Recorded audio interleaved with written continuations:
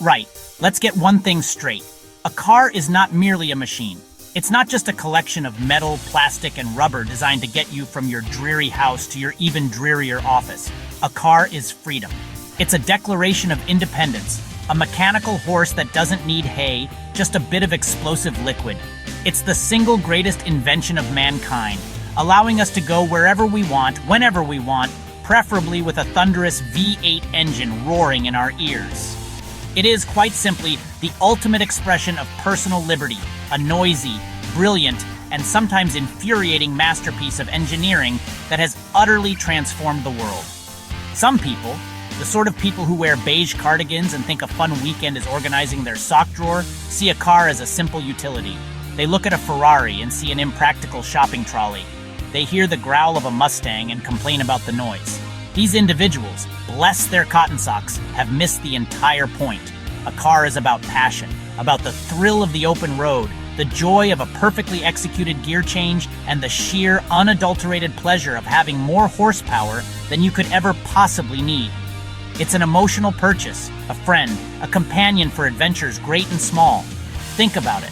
Before this glorious contraption, your world was tiny. It was as far as your own 2 feet or a very tired horse could carry you. Journeys were epic undertakings that took days, not hours. The car changed all of that. It shrank the planet, connecting villages to cities, families to distant relatives, and most importantly, man to machine in a symphony of speed and power. It allows you to escape, to explore, to discover a hidden pub in the countryside or a stunning view you never knew existed. Without the car, our lives would be immeasurably duller and smaller. So what is a car? It's a promise. It's the promise of adventure waiting just outside your door. It's the potential for a spontaneous trip to the coast, a late-night drive just for the sake of it, or a race against the setting sun. It's a tool, yes, but it's also a toy of magnificent proportions.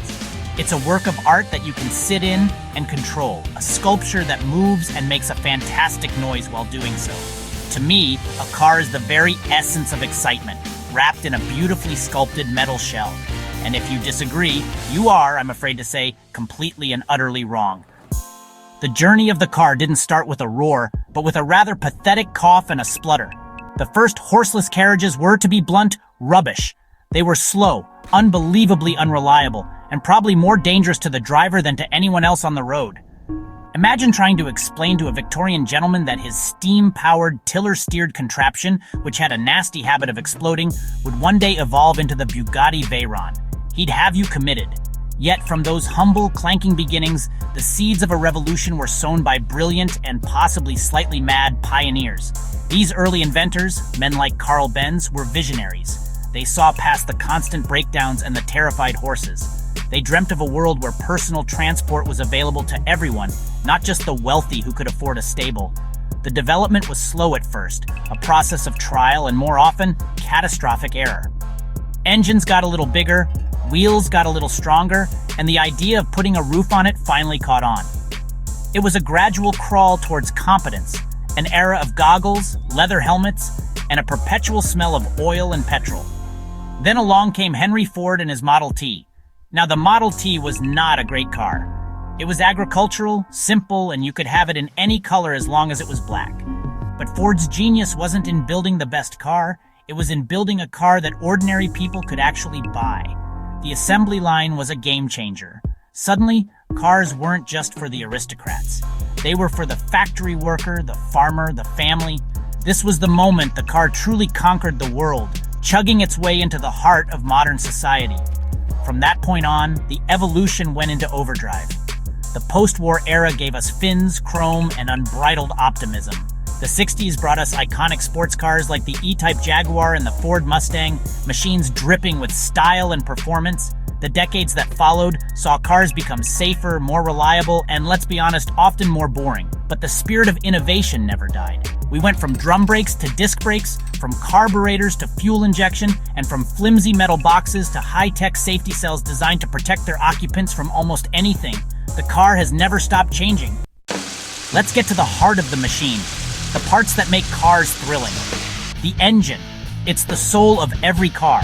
A box of controlled explosions that turns fuel into pure excitement. All that power is useless without the wheels. They're the car's connection to the world, gripping, spinning, launching you forward. And then it's you, the driver. Hands on the wheel, foot on the pedal, commanding the beast.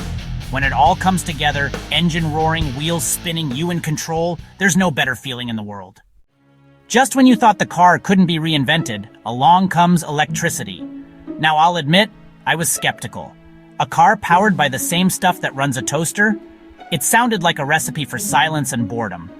Electric cars don't have that lovely explosive engine. They are eerily quiet, gliding along like a ghost. There's no roar, no vibration, just a faint hum. For a petrolhead, this is deeply troubling. It's like going to a rock concert and being handed a pair of earplugs. The soul, the sound, the drama, it's all been replaced by silent, efficient, and slightly sterile competence. However, and it pains me to say this, they are astonishingly fast. The acceleration in a powerful electric car is genuinely mind-bending. Because the power is delivered instantly, with no gears to worry about, they launch from a standstill with the kind of ferocity that could rearrange your internal organs. You press the go pedal, and the world simply goes blurry. It's a different kind of thrill, one that's less about noise and fury, and more about the sheer, brutal force of physics. It's undeniably impressive, even if it does feel a bit like being fired from a gigantic silent catapult. This shift towards new technology is changing everything. Cars are becoming computers on wheels, filled with enormous touchscreens, internet connectivity, and more processing power than the spaceships that took man to the moon. This is great for navigating to a new restaurant or streaming music, but it also creates a distance between the driver and the act of driving. The car is doing more of the thinking, more of the work, and the person behind the wheel is slowly becoming more of a passenger, a supervisor of systems they don't fully understand. And that leads us to the final terrifying frontier, the self-driving car. The future they promise is one where you get in, tell the car where to go, and then sit back to read a book or have a nap. There will be no traffic jams, no accidents, and no need for a driving license. While this sounds wonderfully efficient and safe, it also spells the end of driving as we know it. The joy, the skill, the freedom of being in control will be gone. The future may be smart, and it may be electric, but I truly hope there will always be a place for a simple car with a big noisy engine and a human being behind the wheel, driving just for the sheer glorious hell of it.